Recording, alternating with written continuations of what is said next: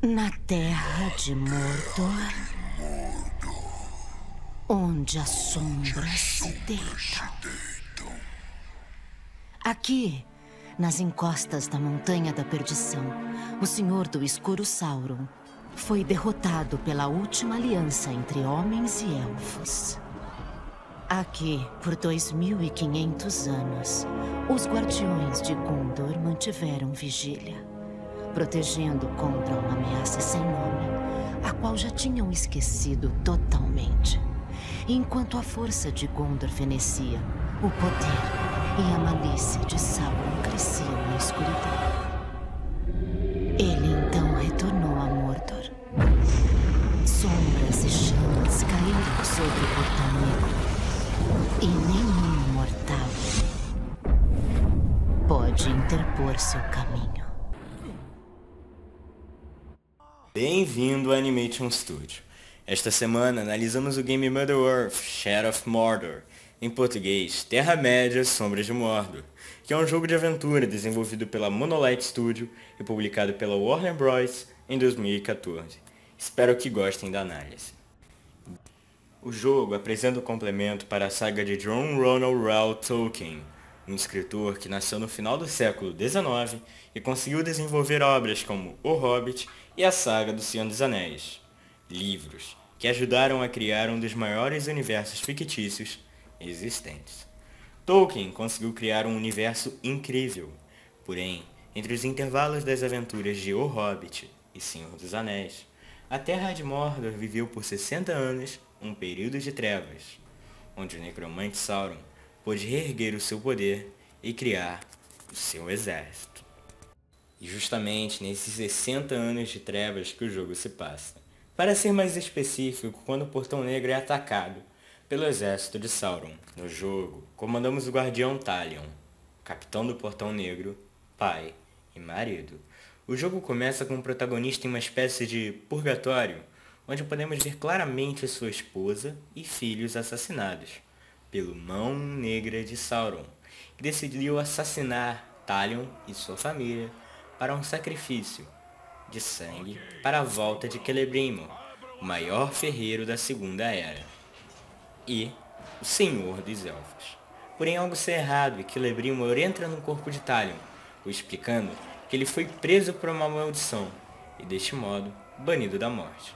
Para quebrar a maldição, o Senhor dos Elfos explica que Talion deve matar o responsável pelo assassinato de Dirael e Iored, para deste modo descansar em paz. Que já falamos sobre a história do game, podemos começar a falar sobre o jogo. Como você já deve ter notado, a história do game é ótima, porém curta. Mas Jonathan, eu vi que o jogo tem 40 horas de duração, como pode ser curta? Simples. O jogo conta com apenas 20 missões principais que podem ser facilmente zeradas em 15 a 20 horas de jogo, e possui uma imensa variedade de missões paralelas para completar os 100%. Se você realmente curte um game que te prenda horas e horas, Sombras de Mordor é uma ótima escolha. O jogo conta com uma ótima dublagem brasileira, pois possui uma boa sincronização de falas, vozes que se encaixam perfeitamente em cada personagem e um perfeito elenco de dubladores, com a participação de Wendel Bezerra, dublador do Goku, e do Bob Esponja. O game apresenta elementos característicos de dois jogos, Assassin's Creed e os novos jogos do Batman. As escaladas pelas paredes de Talion se parecem bastante com as de Altair, e o sistema de luta do jogo é quase idêntico à de Batman Arkham City, fazendo com que o protagonista possa batalhar com diversos vilões ao mesmo tempo. Porém, o jogo não é uma cópia total como o Dying Light. O game apresenta uma inovação, retratando a escala hierárquica dos Uruks. De início é difícil entender, porém eu vou tentar exemplificar. Se um Uruk matar o protagonista, ele subirá de nível e será promovido à próxima patente, conhecida como Capitão.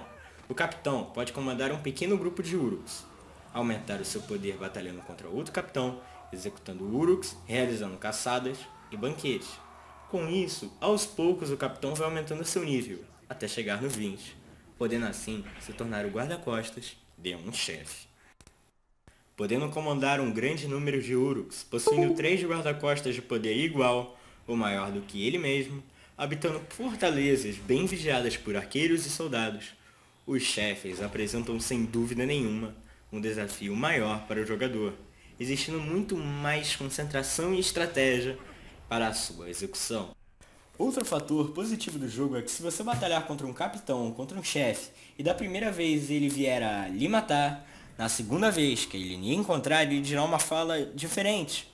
Por exemplo, se quando ele te desafiou da primeira vez, ele disse: "Guardião, prepare-se para morrer." Se ele porventura vier a lhe assassinar e vocês batalharem de novo, ele dirá: "Já não tinha te matado da última vez? Vou arrancar a sua cabeça para ter certeza." Isso fica incrível, parece que o jogo fala com você, que sabe o que acontece com você. E isso é espetacular, cara. O game tem destaque principalmente nos Uruks, que para mim são os verdadeiros protagonistas do jogo. O jogo em si gira em torno deles. As feições faciais dos Uruks, o jeito que eles andam e seu modo de falar deixa a dinâmica do jogo cada vez mais intensa. Porém, nem tudo são flores. Por apresentar combate contra mais de 20 orcs ao mesmo tempo, o game apresenta uma queda no número de quadros por segundo e pode chegar a dar aquela travada, mas não é nada que prejudique a jogabilidade, comparado ao Rise Son of Rome. Mas isso é muito raro de acontecer. Eu zerei o game 100% no modo aventura em quase 45 horas e só vi isso acontecer 2 vezes. Em diversos momentos o jogo apresenta missões onde o jogador precisa praticar sua furtividade. E a furtividade do game é parecida com a de Metal Gear. Porém, quando você mata um Uruk furtivamente, ele grita e ele é degolado pela adaga do personagem. Mas a adaga por si só faz barulho. O sangue do Uruk também é barulhento. E quando ele morre, o corpo cai igual um saco de batata. E o pior disso, depois dessa sequência de ruídos, se tiver um Uruk a 12 passos à minha frente, ele não ouve nada. Isso prejudica muito a experiência do jogo. Perde o realismo. Mas Jonathan, um jogo fictício, como você quer realismo? Não. Só acho que a furtividade do game não é boa se comparado ao Metal Gear. Mas mesmo sendo fictícia, é melhor que Assassin's Creed. Como assim? Tá falando que Assassin's Creed é ruim? Não, cara. Apenas não entendo.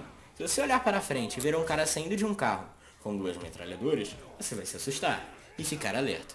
Já no Assassin's Creed, se tiver 2 guardas andando em linha reta e na minha direção, e eu estiver indo só com a roupa de assassino, eles não vão notar simplesmente nada. E eu vou poder degolar os 2 sem ser ferido.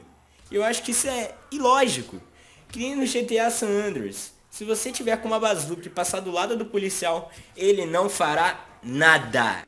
Voltando ao assunto principal, o terceiro maior problema de Terra-média e Sombras de Mordor é a falta de um modo multijogador, não podendo deste modo jogar a história em modo cooperativo, somente sozinho. Isso é meio chato, porém compreensível.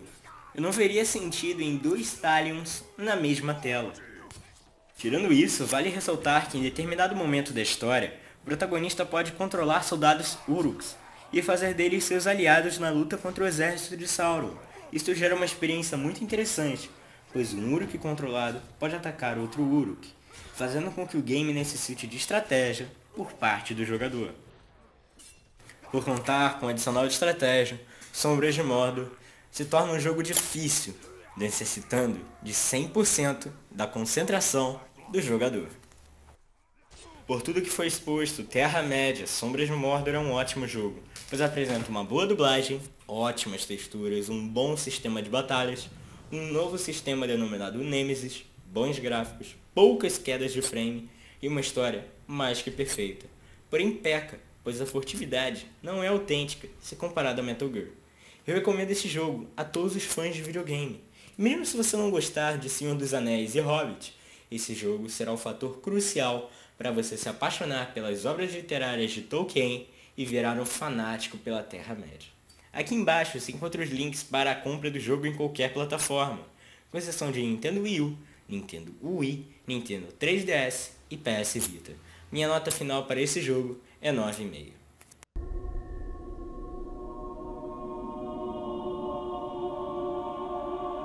Que lugar é esse? Veja por si próprio.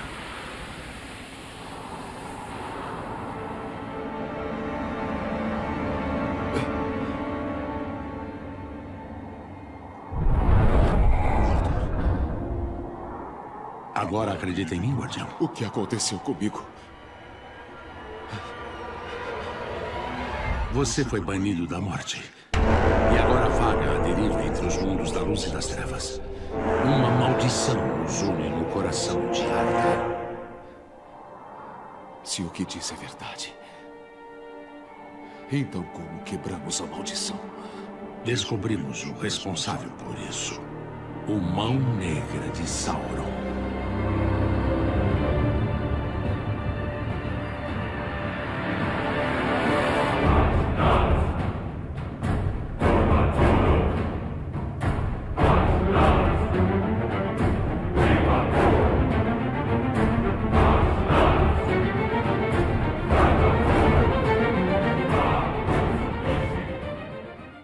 Seja bem-vindo ao Animation Studio. Eu sou o Jonathan, fundador, animador e narrador deste canal.